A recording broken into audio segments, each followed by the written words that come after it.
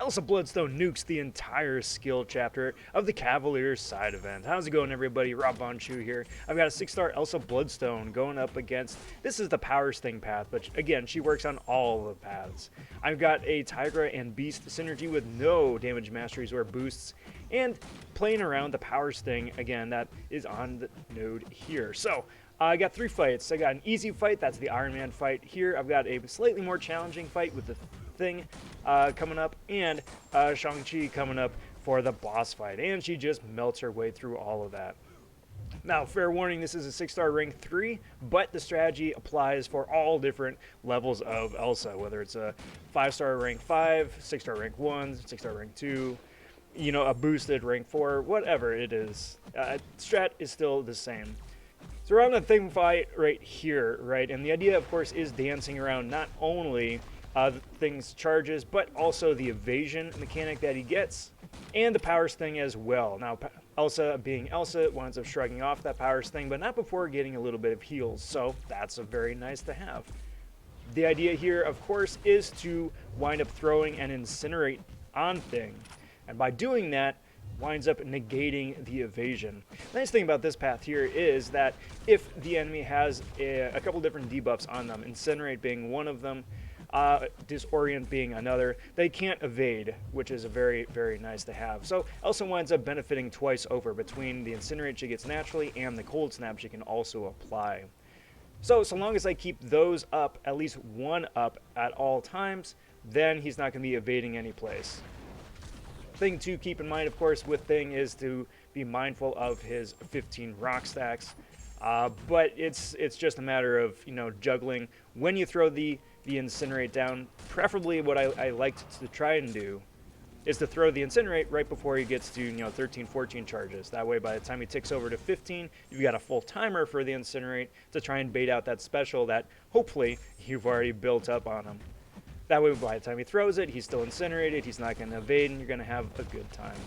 Elsa, of course, being Elsa, has a huge benefit against this match in the first place because not only is he a science champ, but he's also an XL champ. So she gets added attack boost twice over, which is very nice. The Beast synergy is going to be a lifesaver here for this whole quest because she's going to wind up being able to evade much quicker than she would normally. And that's going to be a big plus for the Shang Chi fight coming up next. So, Thing is just about down. I'm going to be dancing around the last little chunk here just to be on the safe side. I don't use any, again, any items this whole quest, which is a big plus. Now, last we have the Shang Chi fight, and this one is super interesting because not only does he have guaranteed crits, but he heals whenever he hits into your block. He gets periodic unstoppable, and, you know, you wind up getting a nice little couple debuffs on yourself as well if you don't hit him in a set amount of time. This is really where the Beast synergy comes into handy by refreshing your evade much quicker. So you don't need to worry about him hitting into your block with her evade mechanic. You can just parry, do the evade, and he doesn't wind up touching you and healing, which is a big plus. You would need to wind up dancing around the unstoppable mechanic, just keep an eye on the timer, but by throwing down the periodic debuffs, that is going to at least keep, you know, his health bar going the right direction. Now, this is not a perfect fight, but it's a very realistic fight. So again, you can wind up doing this fight with just about any flavor of Elsa, whether it's a super boosted rank 4 5-star, 565, 6-star rank 1, 2, or 3. Again, if you can bring Beast and if you can bring Tiger for some added potency to her debuffs, that'd be a big plus. Then leave, you know, 2 other champs on your roster, however you want to flesh that out. I think the most important thing about this fight is to be patient, because with Elsa, there isn't anything you can do about the unstoppable timer. He has a huge amount of health, and you don't want to be careless and have him punch into your block and heal up a little bit. That, you know, defeats the purpose.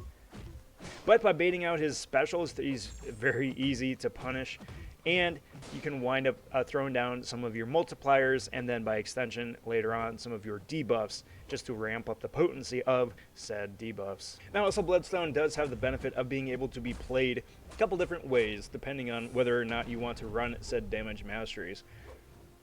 It's a lot easier to run them without on this fight, just because of the amount of specials that she's going to need to throw for this.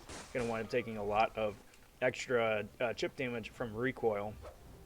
But it winds up working out either way, because if you do, then you wind up getting that degen at the start, which is a nice plus.